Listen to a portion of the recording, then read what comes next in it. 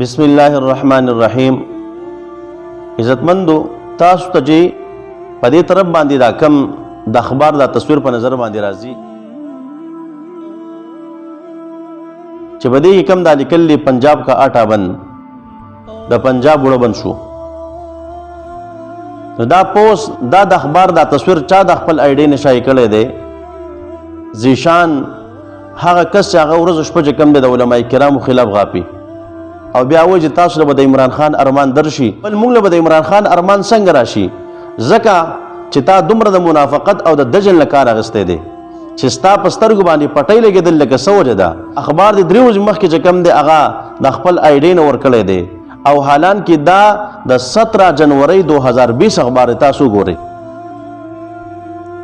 نو چې اخبار د 3 کالو مخکې دی او ته 3 ورځې مخکې ورکې او بیا وی چې کم دی تاسو له د عمران خان ارمان درشي. 3 کاله مخکې خو د عمران خان حکومت و، نو پته لګي چې دا کار غلط شوی دی ځکه تا د خپل آی ډي نه دا خبره شایع کړې ده.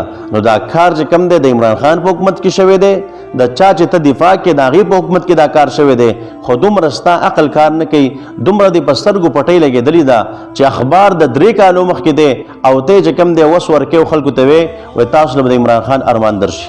څومره چې ته د علماء کرامو زمون خلاف انشاءالله الله رب عزت به تا شرموي، الله رب عزت به ستا منافقت، ستا دجل، ستا دروغ چې کوم د هغه دنیا ته ښکاره کوي، نو دا د دې هغه منافقتو هغه دجلو او دروغو چې تاسو ته ښکاره شول، الله رب عزت ته موږ د داسې غلطو خلکو نه وساتي او الله رب عزت ته موږ د علماء کرامو ملګري کړي. وما علینا الا البلاغ.